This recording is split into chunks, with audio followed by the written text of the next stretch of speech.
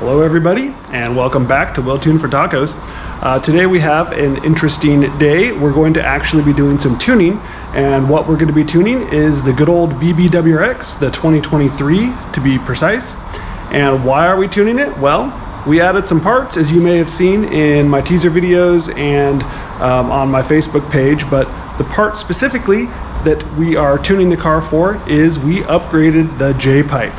Now there's a lot of talk about these J-Pipes and whether they're necessary or not.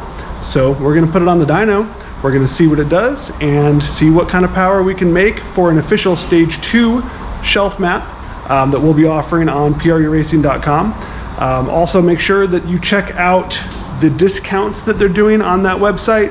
I don't know how long those discounts will last, but effectively if you buy any of the pertinent parts for the stage 1 or stage coming up 2 mapping, they're giving a pretty decent discount on the map itself. So you can basically buy the parts that you're going to buy anyway and then get the map for a significant discount. So definitely check that out. But without further ado, let me go grab the car so we can get tuning.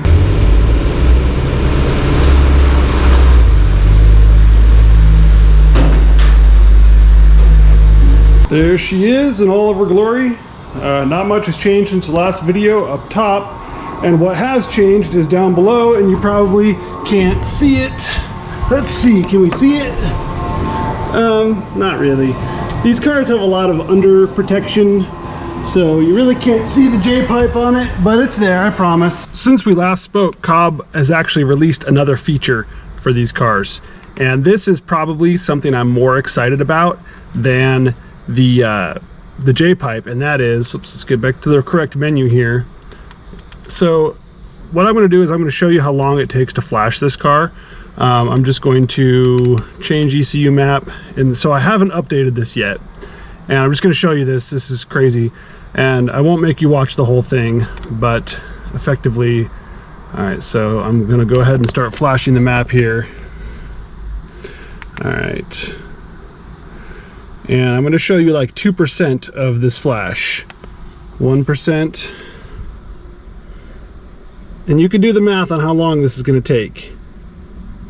In fact, we'll check the clock here and see how long it takes. All right, 99, 100%. So there we go. It's 10:20. Took a decent amount of time just to flash the car. Every time I make a change, a wastegate target change, a cam timing change, and I want to test it, I have to flash the car and wait that whole amount of time. So as you can see, you don't get a lot of revisions per hour. Without a lot of revisions per hour, the amount of actual tuning we can do on these is limited. So what Cobb has done is they have created or enabled something called Fast Flash. And effectively, from my understanding of what's happening here, is when we were just writing this map, we were writing the entire map to the ECU, 100% of all the data. So Fast Flash does a quick compare, and it just compares what has changed between the new map and the old map, and then it only flashes the changes. So let's go ahead, and I have saved the map. Let's plug it in to the old access port manager here. All right, so I got a bunch of tunes on here already. So we're gonna go ahead and update the firmware on this access port. And this should always be your first step when you're loading maps, is make sure you have the newest firmware, and that ensures that the access port can work together with whatever tune you're receiving. So we're checking, and then it's going to update, and then we'll load the map, and then we'll flash this car again and see how much faster it is. Okay, our update was successful. We're gonna go ahead and load.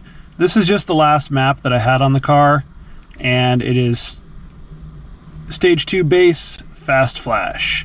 So we're gonna go ahead and load that map to the access port, eject the access port. We're gonna come down here. All right, let's get this ready to go. Key on, come down to tune. In fact, let's just unplug that so we can actually make this work. Change ECU map.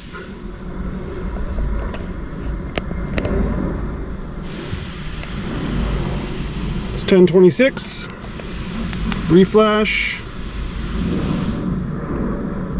We want that one that said FF on it. There it is, FF. Let's see what happens here. This is my first fast flash, guys. I'm excited.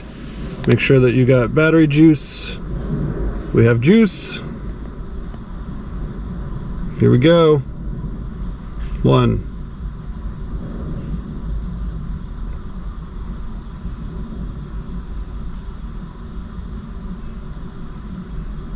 Well, looks like the first time you flash a fast flash map, it has to flash the whole thing.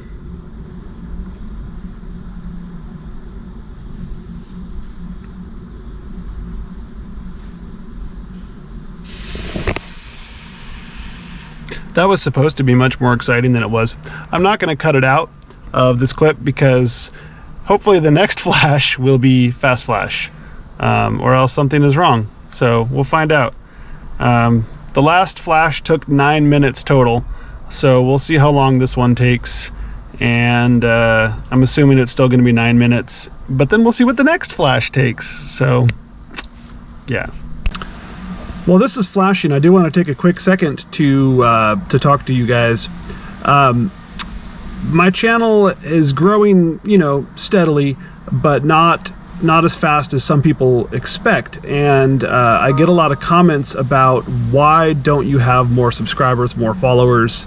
I think it's because I really try to drive data and the learning aspect of what we're doing, and not necessarily the flash and the cowboy aspect. I'm not out doing burnouts and donuts and pop and bangs and things like that. But that being said, for those of you that do watch the channel and enjoy the channel, make sure first off that you're subscribed. That helps you get updates about when I post new videos. There's a little bell. If you click that, it'll actually notify you when I put up a new video. I don't put up hundreds of videos. I'm not going to spam you with videos. At most, I do a reel every couple of days, like a short, and then a new actual video, one a week, maybe one every 2 weeks. So not a ton of videos. So please, when I do post a video, it would help me out a ton if you hit the like button, and if you leave a comment, whether it's just nice video or if you have any questions. I answer 100% of the questions that my viewers ask so far. Every single question anybody's ever asked on my channel, I have answered personally. So you know that I'm going to answer your questions, so ask them. Any kind of question you have, I will do my best to give you the best answer that I can. That being said, the next thing that really helps the channel is if you share the videos. Share them to your social media, your Facebook, your Instagram, whatever. I guess Instagram's kind of hard to share to, but anyway, if you share the videos, that helps extend the reach of the videos and helps the algorithm put the videos where people can see them. The more you guys like and watch my videos, the more views that I get, the more of these videos I can make. And I'm not talking about from the monetization standpoint on YouTube.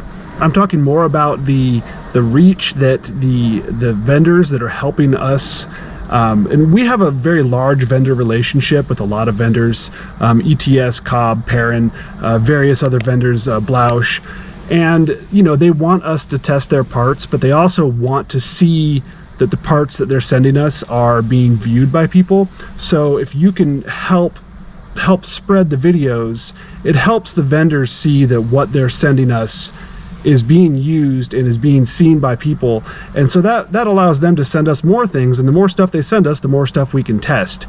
So I can't pocket this. The business can't just pocket testing, you know, every single part on the market, but we want to.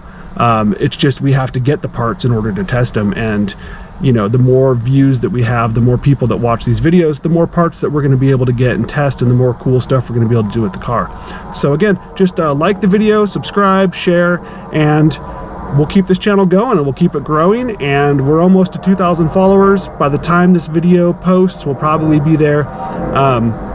I'd like to get to around 10,000 followers within the next few months, so that's going to be quite the stretch, but we'll see if we can make it happen. So we're only at 52% since I've been talking, so fast flash not fast yet. Hopefully it'll be fast on the next flash. All right, Go ahead and get this reset done, and I think I should make a change and see what the flash time is. No, I'm just being silly, but I must know if the fast flash works. So in that was just a base map. I had a 13-pound target. We're going to change our target to a 14-pound target because why not? I normally would start at 13, but we're going to start at 14 today. In fact, let's start at 14 point. No, we'll just start at 14.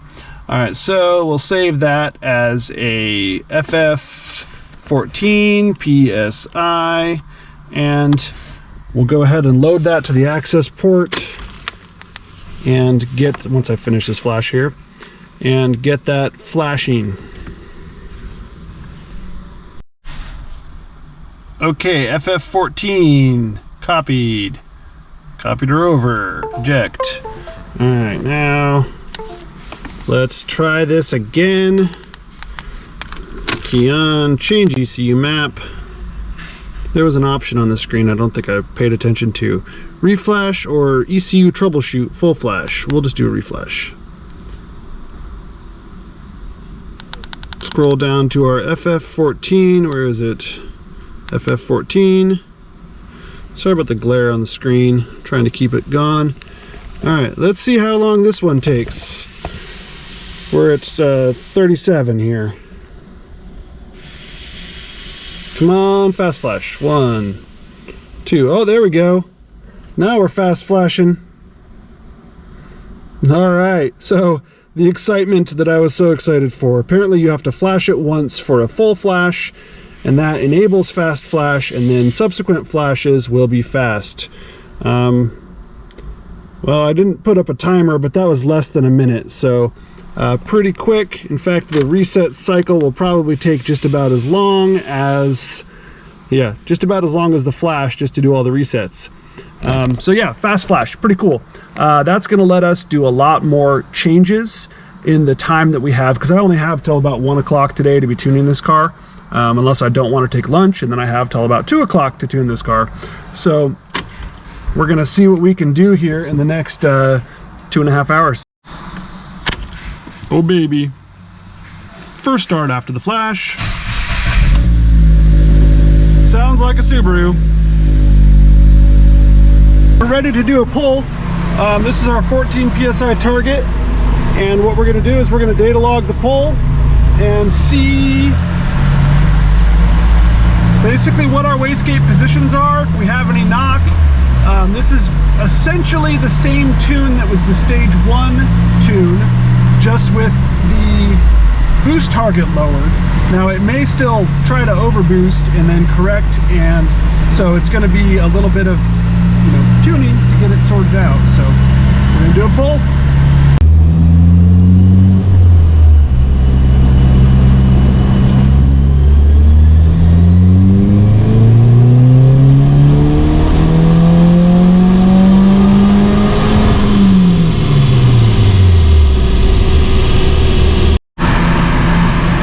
So here we have the log of our second run. There's a little bit of knock right as we come in to boost, and I'm assuming it's just because we're flowing a little more air through there, and it happened on both pulls. So what we're going to go ahead and do is come into our timing map and just make a small change where that area is, reducing the target timing by just a little bit. It's not a lot, but we definitely want to clean that up. I was actually adding a little bit of fuel, so I went in and I already did this in my MAF calibration, and I added a little bit out the top here, so the MAF calibration should be a little bit closer. But realistically, the meat and potatoes that we want to go in and start looking at here is, this is the wastegate target. So our boost target, because of cold weather, 13.9. So let's come to our boost table, boost control tables, and I kind of covered this in a previous video, but here's our boost target, again 14. There's some corrections happening, which is getting us to 13.9, but let's come to our wastegate initial position table. So I have this table set pretty flat out the top because it's areas where we're not interested in, but we don't have a 13.9 column, but we have a 14. So what we're going to go ahead and do is we're going to go step by step through this curve here, right there, that white line, and we're going to populate our target. In fact, what I'm going to do is I'm going to go ahead and remove these other traces. Okay, here we go. Big graph. All right, so let's see. As soon as our boost target is 14, or I guess 13.9 here, our RPM is 2800. Do we have a 2800 line? We do have a 2800 line. 2814 right there, this 3.1. What's our actual? Our actual is 2.56. That's how much we were trying to, yeah, so let's get that 2.56. We're going to go ahead and interpolate that guy. So 3200, let's just go down the chart here. Let's get up to 3200 and see where we're at. 3200 is going to be 4.937.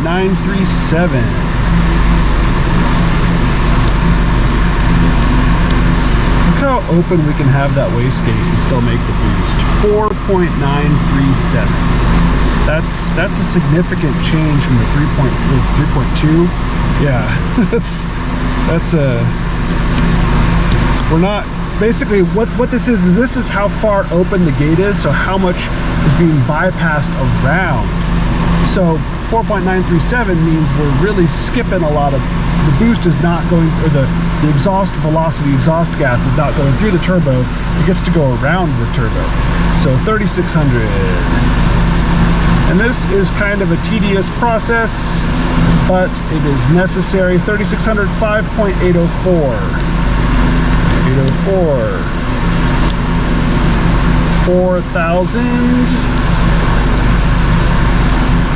and we're just going to go through 7.092. Our gate is almost completely open. 7.092. That's wild. 4,400. That means almost no effort is being used here. 4,400. 7.623. 4,800, 8.355. You can see why stage 2 definitely requires a tune. These are significant changes. 5,200, 9, 5,600.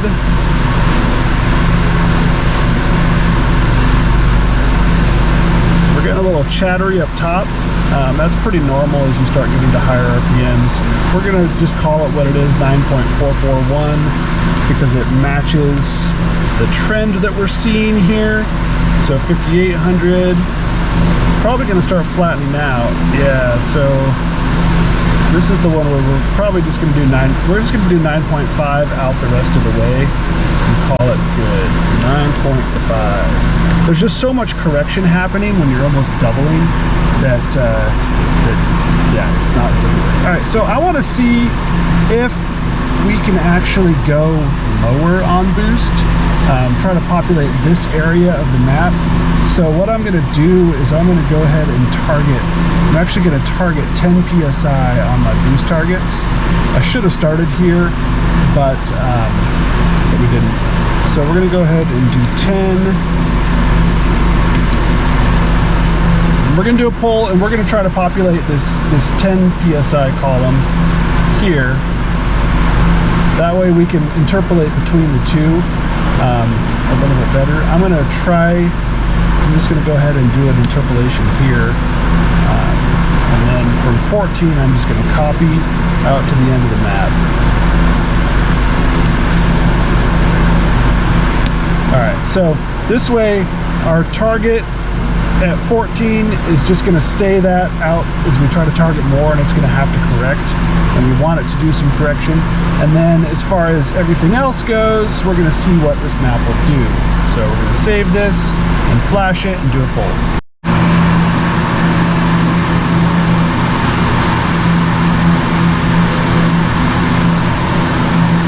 I'm going to disconnect, and I'm going to see if Fast Flash works in pass-through configuration. So here we go, flash map. Key is on. Yep, all right, yeah, key's on. So we're going to see if Fast Flash works in pass-through. I'm assuming it's going to, but we'll find out.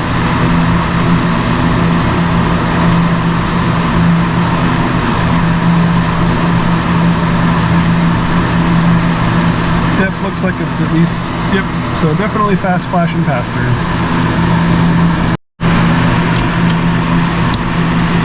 Lickety split, I love it. I love that the reset for the ECU takes as long as the flash. That's how it should be. Yeah, now if only we could get some live tuning, Cobb. Actually, before live tuning, I would rather see some proper launch control strategies, things like that. Live tuning would be great, but I can deal with reflashes. Let's just get some launch control on this bad mamma jamma. So, all right, wait 15 seconds before starting the car. Sure, that sounds like 15. I don't know. A little bit of a long crank, which is normal after you reset the ECU. Something that I always forget, there's no reason to really connect to the ECU on this car. You might as well just do the data logger only. That way when you close the data logger, you can go straight into flash. So yeah, let's let it settle. The fuel trims come in super fast on these, unlike the FA20s. The FA20, the fuel trims took forever to come in. So we've got fuel trims already. Yeah, let's go ahead and do a pull. And again, this should be only 10 pounds, so super low boost. Let's see what we get.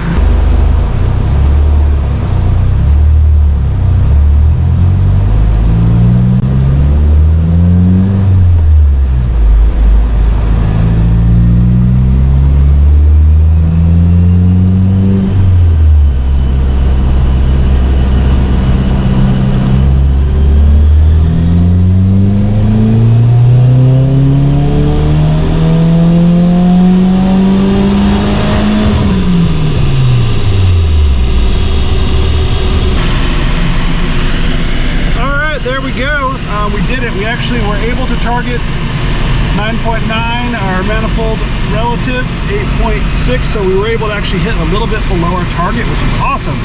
I was not expecting it to still be able to get there. So I'm going to go ahead and get these numbers populated. Yeah, we're clear up to 12.2 millimeters, which I think is the max at the top. So we're going to get these numbers populated into our initial position map, and then we're going to switch to, we'll actually do 16 on the next poll. Alright, so let's go ahead and fix our target now. Let's do 16. But we're going to go ahead and populate, we're going to populate the 10 column, and then we're going to do a poll at 16. So now that we have data. So we have our 10 PSI column, we have our 14 PSI column. We're going to interpolate between the two, and then we're going to interpolate backwards, but we're hitting 12s. Obviously everything here is going to be 12. I think we'll do probably everything in this row is 12 as well. In fact, we'll probably do 12. 12 is, I think, the maximum.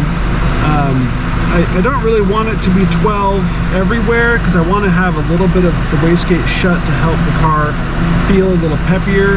So we'll go ahead and just interpolate there. I think this will feel good still.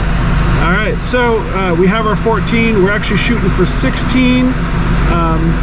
It's hard to determine exactly how much we should pull out for 16, so we're not going to. We're just going to leave it. And we're going to let the boost control system pull it out for us, and then we're going to populate 16.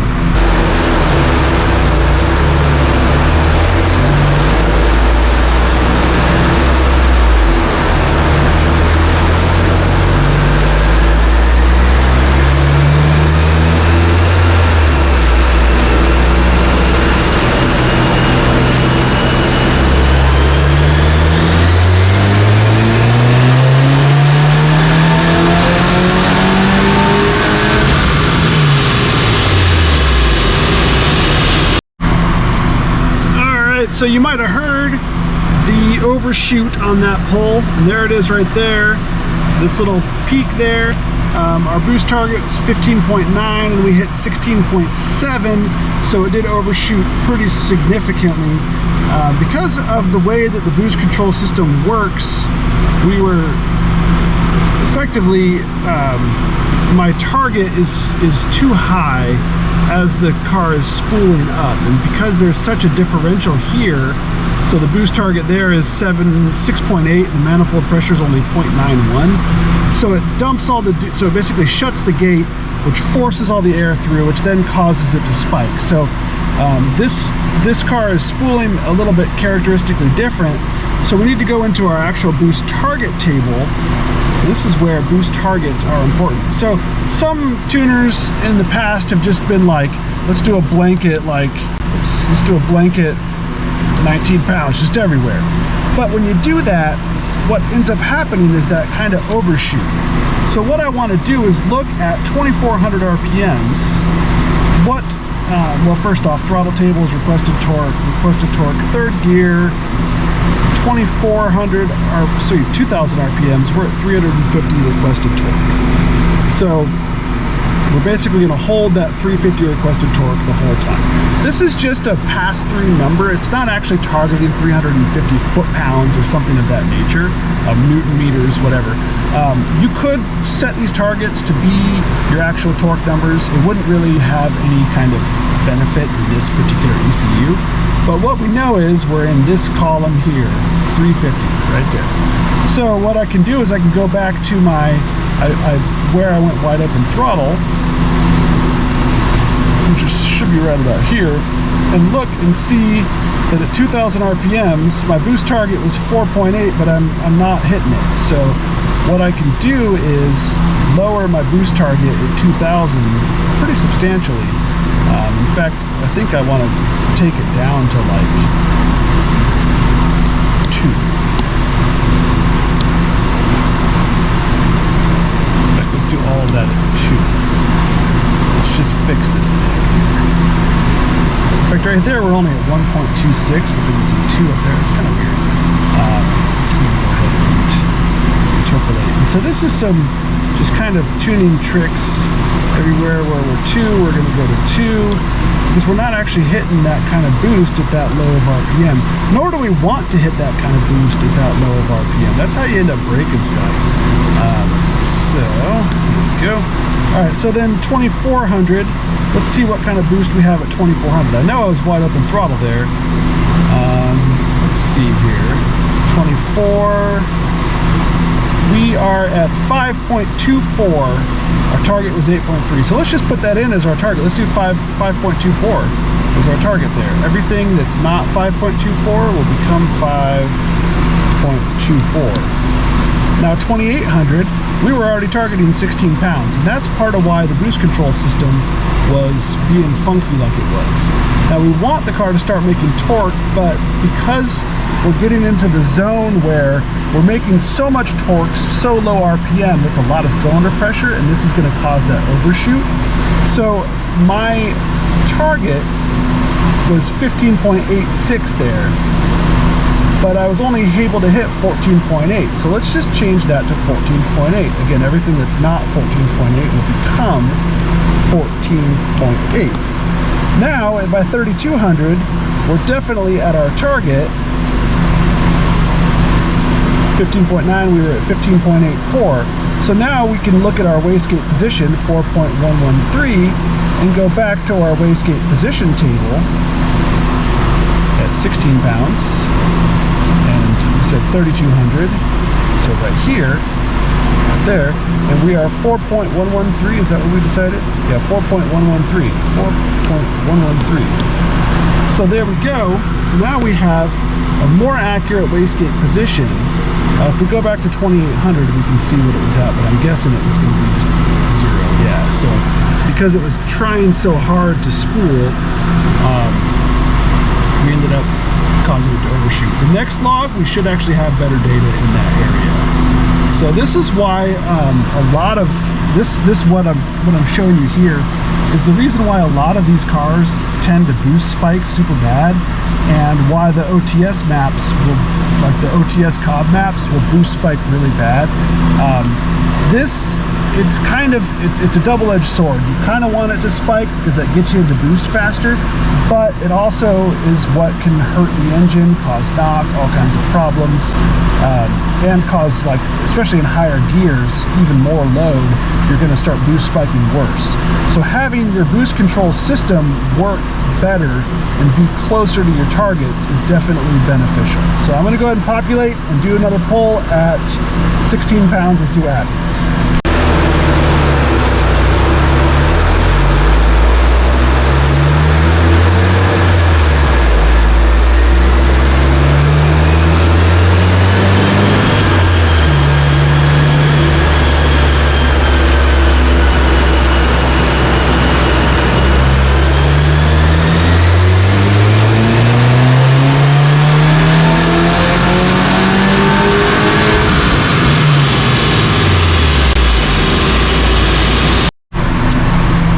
Let's take a gander at what that did. I actually want to pull up the dyno graph finally. Give me a second to get that loaded up. But we see it still did the drop where it was trying to spool hard, but then the wastegate position came in and we spooled up and we didn't overshoot that time. Our peak was 16.6, and that actually happened much later, right up in this area. But we're pretty flat through there. So I'm going to show you what that did on the dyno graph itself. So I hadn't really shown any dyno graphs yet in this video, but here was the 16-pound map where we overboosted, where we spiked a little hard. You can see the spike there. This is torque and this is horsepower. Now, when we fixed that spike, what we ended up with was the opposite. So it spooled quite a bit slower and we lost a bunch of torque down low. We don't like that. So I want to get this torque, that's a 27 foot-pounds, 25 foot-pounds, something like that. We want to get that back without the spike. So what we need to do is get it to basically be able to target the correct amount of boost once we hit it, but also we want this wastegate duty. Let's get back to where we were. So we kind of want this duty to be at fully closed on the gate a little bit sooner, but then we want it still to try to spool up in there. So, but something you can see, if we go back to our thing, we're making good power, 303, and we're only at 16 pounds. We haven't raised the boost, 335 torque. On that overboost, which is only 17,349, I kind of don't want to hit more than about 370 foot-pounds. So I'm going to have to do some stuff to try to limit this car to making about 370 foot-pounds, and then see what we can do at the top for power.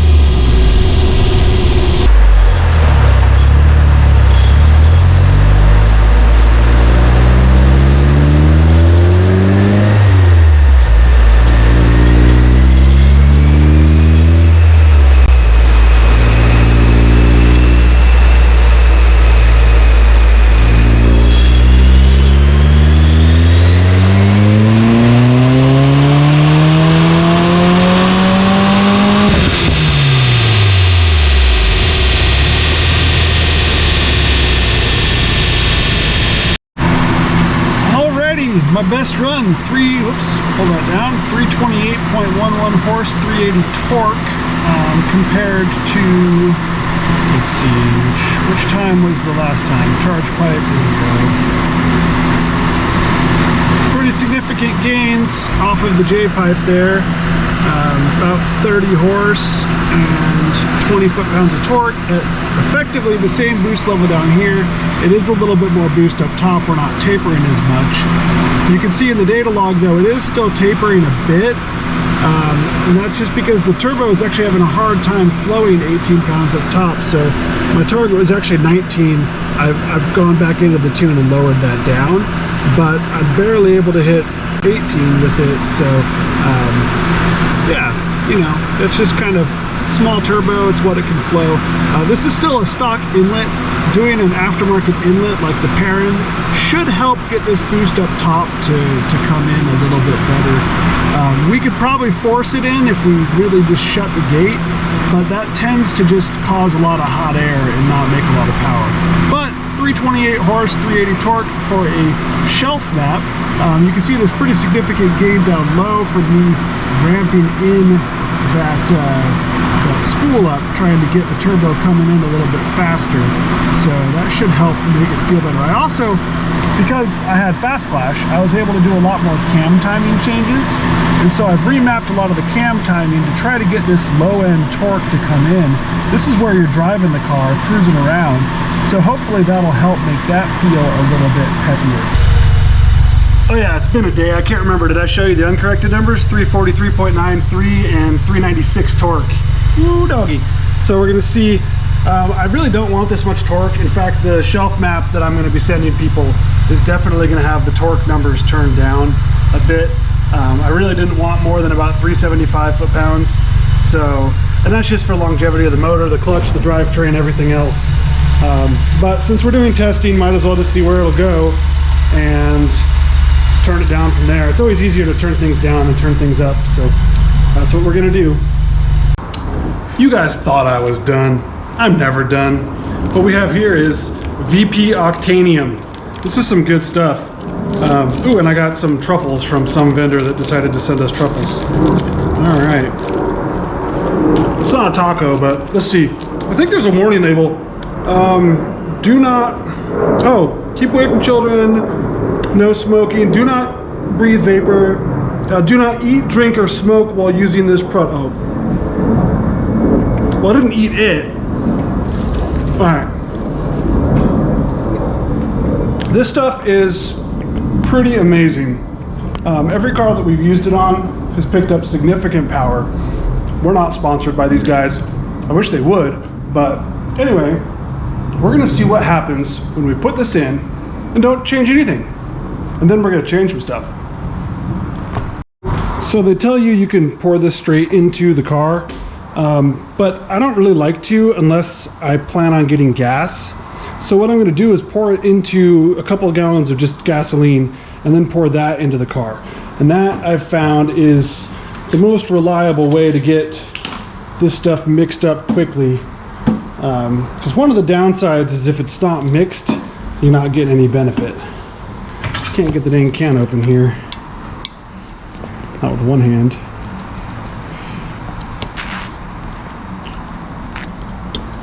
She hissed at me. Alright. Now they tell you to shake it. Gotta shake it. Make sure you get the cap on before you shake it. Alright. And then in we go. And then we'll just pour that into the car. Sorry, it's kind of dark in here. Still haven't put my lights back up from the dyno day when the lights exploded off of the wall. But got the fuel in it. Basically, normally you would drive this around a little bit before you would swap the map to your Octanium map, which is just a map made for higher octane fuel. We put about 3 gallons of gas in it, and it had a little over a quarter tank, so we're at just above a half a tank. Should be about 99 octane with that single can in there. Realistically, if you're doing a full tank, you probably want 2 cans. I definitely wouldn't run this daily, but you could, if you're going to the racetrack, doing some drag racing or some autocrossing and you want a little extra pep. I guess if you're doing autocrossing, check your rules, but if you want a little extra pep, put the Octanium in there. So I'm going to show you, just without changing, I haven't changed anything in the tune from the last pull. We're going to see what the car does. It might take a couple of pulls to get this fuel cycled through, so that's fine. I'm not sure what's a better filming angle, if you guys want to see outside the car or inside the car. I'm just going to do inside the car for now because I have a mount for the GoPro up there, so we're just going to do that.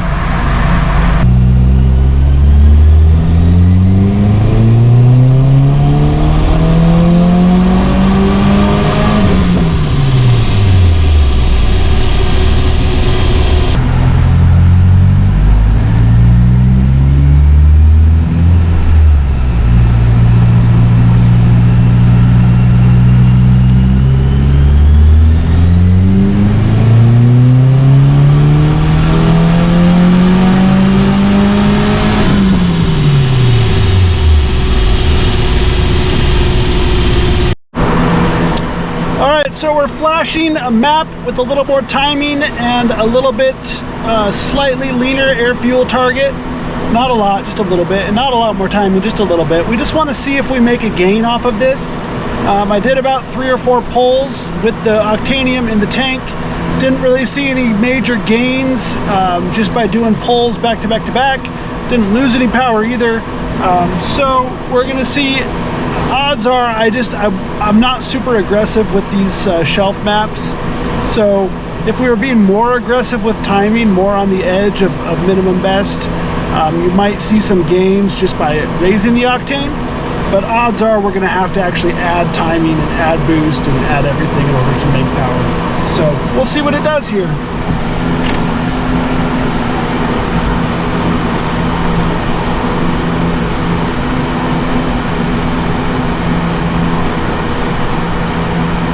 I basically did 4 pulls to try to get the octane to mix. It's really hard on these cars that get good gas mileage to get the fuel to mix. That's why it's better if you have a low tank and you put the fuel additive in and then you just fill it up with gas. It mixes everything and then pretty much immediately starts delivering to the front of the car.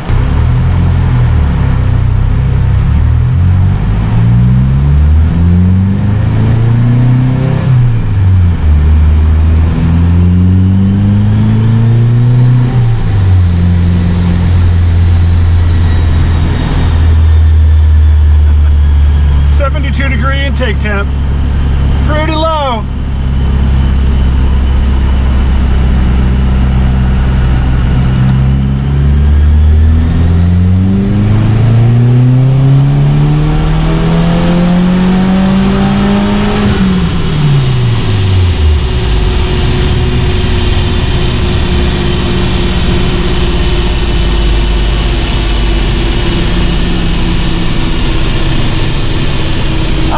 My logger froze up. Kind of odd.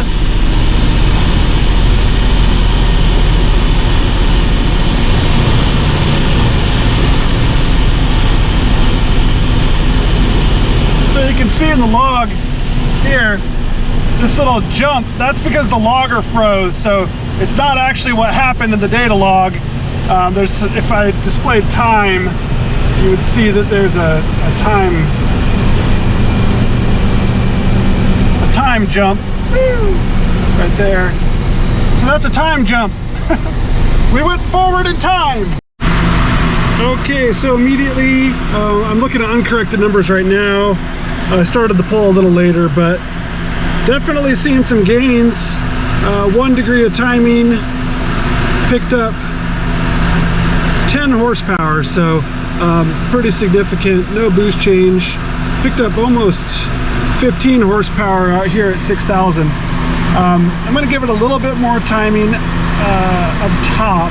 I only added timing from 4,000 on, and you can see we're pretty much the same below that.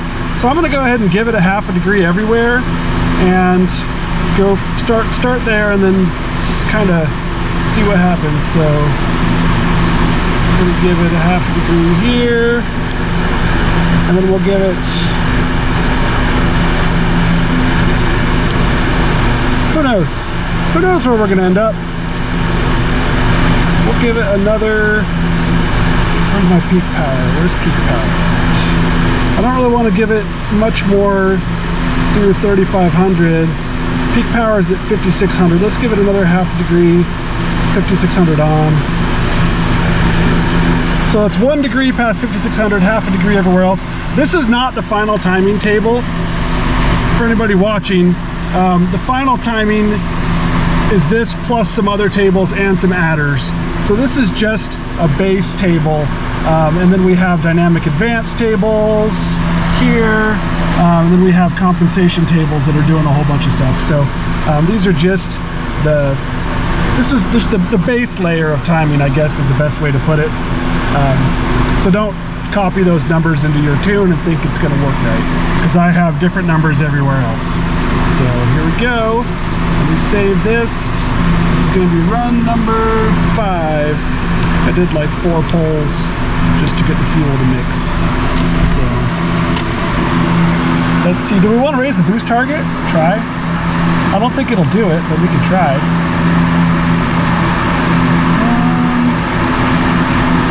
Yeah, let's get the boost target up.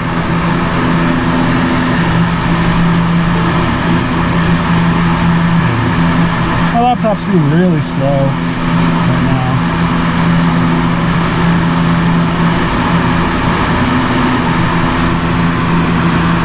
Let's see, boost target. Boost target. I think I have it tapering down up top. Yeah, so we're tapering. We could try doing another half. See what happens if we add just a hair more boost.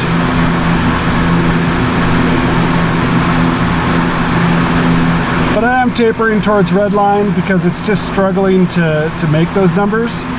And something you want to make sure you don't put in numbers that it can't reach, because if you put in numbers it can't reach and then for some reason it can reach them, you may be somewhere that you haven't tuned the car for, like 19 pounds at 6,400 RPMs. So don't just put a flat number. You want these numbers to be pretty close to your actual boost numbers, what you can achieve. It's about to get wild. We don't know what's gonna happen. You're gonna see looks on my face as we push the envelope here. This is called tuner first person view. Or wait, I guess this isn't first person view. Tuner view, here we go.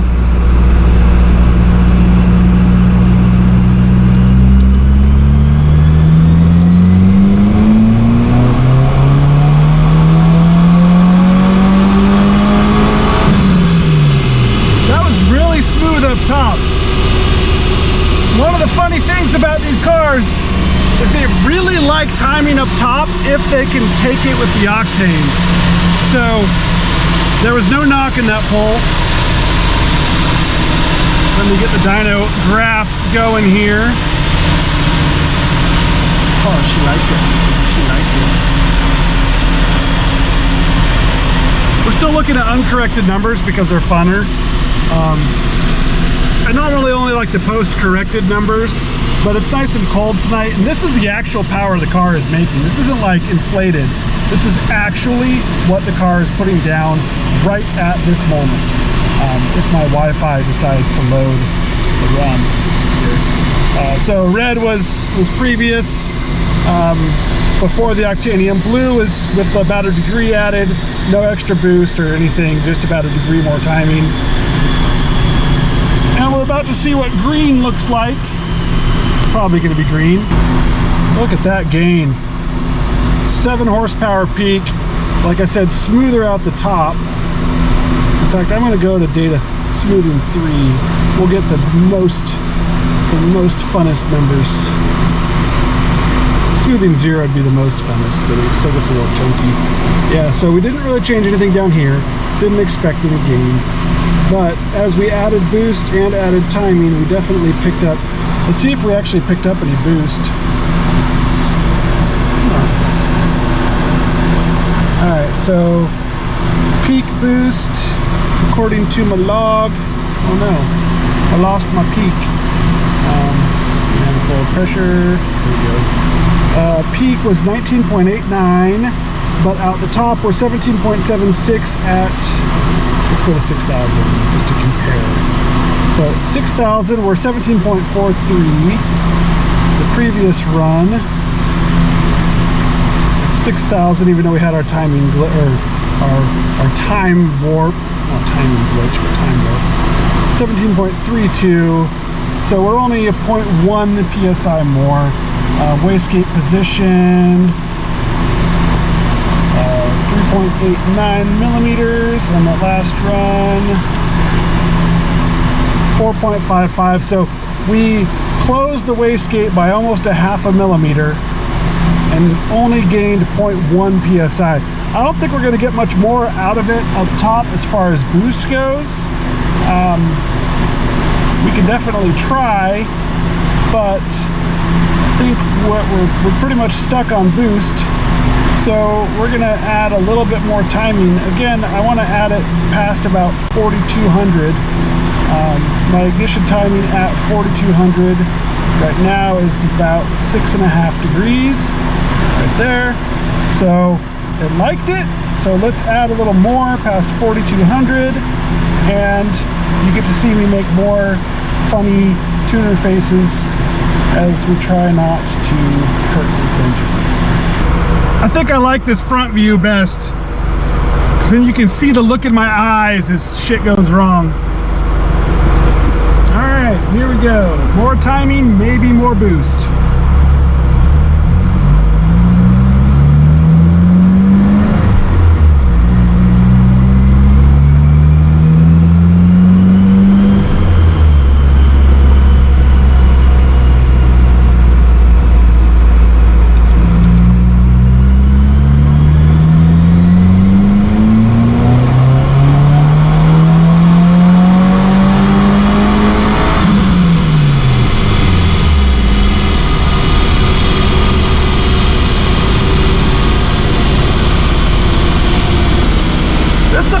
About Octane is it just works.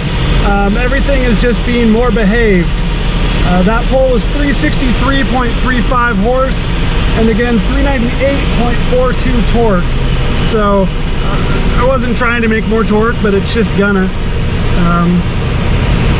These cars are cool, and keep in mind this has those really sticky high rolling resistance Toyo R888s on it, which are not a good tire for getting good dyno numbers. So this is just yeah, I'm actually kind of surprised. I'm going to look at the log and do another poll if everything looks good, and yeah, I think I had no knock, timing looks great.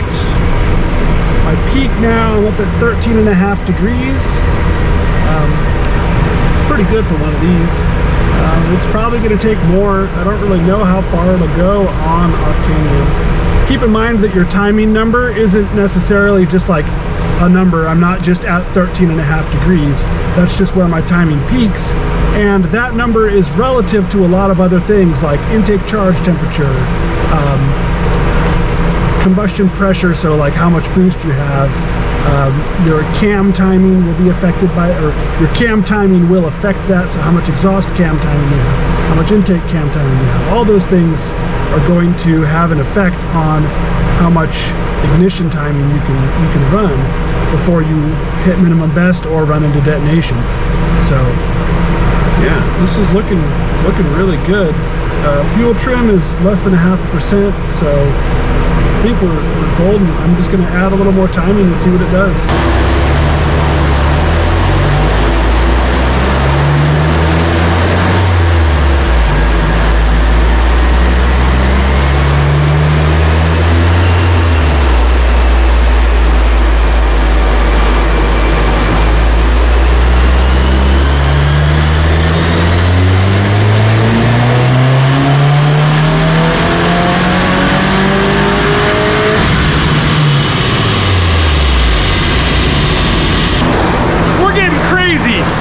I don't even know about this anymore. I don't really want to keep pushing timing on octane booster.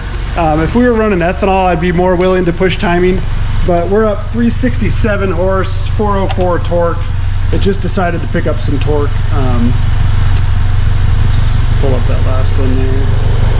Yeah, so looking pretty stout. Look at that torque band. We're over 400 foot. We're basically 400 foot-pounds for 1,500 RPMs from 3,000 to 4,500, and then power just continues to carry out. So not bad for stock turbo. Stock turbo, just bolt-ons. Looking pretty good. Okay, so here's how I can decide that I'm done. I could make more power if I added more timing, but if you look at my runs, 356, 363, 367. So 356, we're gonna look at peak power. I was basically adding 1 degree at this peak power area on each of those runs. Down here I didn't add any timing. I did taper it in, so that's why we saw a little bit more torque, because I don't just like to make timing jumps like that. But we are seeing gains 356 to 363, so we're about 7 horsepower there. And then from 363 to 367, we're only 4 horsepower. So we made 7 off of 1 degree and then only 4 off of the next degree. If I added another degree, I'd probably only make 1 or 2. That's what's called minimum best. So as you see a diminishing return in your timing increases, there's no reason to keep pushing the timing. What'll happen is you'll get over the threshold, and then knock becomes extremely likely. Not only does it become extremely likely, it becomes very catastrophic. So I like it where it's at. This torque number is way too high for any daily driver, so this would be a track only map that you would only run while you were at the track doing track stuff, where you're totally comfortable with the fact that it might be the last time you do something. We don't know what these engines are going to handle as far as torque over a long period of time. Torque is typically what breaks stuff, especially torque at low RPMs, like 3,500 RPMs, making 400 foot-pounds. So, you know, realistically, we don't want to do that unless we have a reason, and the reason would be to go fast and win. Going fast and winning down the road isn't really, you know, going fast and winning to get to grandma's for the first slice of turkey, I suppose, is a good thing, but beyond that, you know, not really worth it. So it's looking good. Survived the dyno. I'm going to go ahead and transpose all of this data that I have into some final maps and get those offerings uploaded onto the PRE Racing website. If anybody is looking to purchase a map, you can go there, and we have those available. Currently there's stage 1 offerings with ETS intake and stock intake. I'm going to have this stage 2 offering with ETS intake only for now. I could potentially populate it to stock, but the wastegate being so much more sensitive, I would want to do some data logging on that setup first. So if I get a custom tune in for somebody or something of that nature, then I can populate that information back into that. The next set of upgrades for this particular car, we actually have a new turbo from Blausch, one that hasn't been in, I guess, distribution yet. So that's supposed to be on its way. We also have the front mount intercooler kit from Extreme Turbo Systems, which I would like to test on the standard stage 2 setup, but I'm not sure if we're going to be able to, or if we're just going to slam that turbo on at the same time. And then after we test that Blausch turbo, we may or may not go straight into the ETS big turbo kit, or we might test some other parts. We're working with Perrin right now to try to get some of their parts to test on here as well. Perrin intake and then Perrin inlet, which I'm particularly interested in. The intake will be good because then we can offer shelf maps for that scaling, but the inlet is what I'm hoping to see if we can get upwards of 380 horse or more to the wheels on this 99 octane, and probably more like 340 on just pump gas, if we can get a little more boost out the top with a little less effort out of the turbo. So far this ETS intercooler today has been kicking butt. Haven't really seen any significant intake temperature gains. I think the highest I saw was like 82 degrees on a pull. I'd have to grab the logs, but it was staying super cold. It was coming back down to 70 or cooler, 68, 70 in between runs, just with this fan blowing kind of down. And then I've got my big fan, and that is a pretty significant. People look at that fan and don't realize that it's a full 1 horsepower electric motor. It's not gear reducted, but it pushes some serious air. Anyway, that's really what I've got for you today. So again, like I said earlier, your guys' subscriptions and likes and comments, and especially shares. Please, if you like this video and you like this information, give it a share. I don't care if you don't go online and buy a tune from us. If you just share this video, that's going to tremendously help continue to develop this platform and develop the offerings that we can make for this platform. So again, thanks for watching, and I hope you enjoy.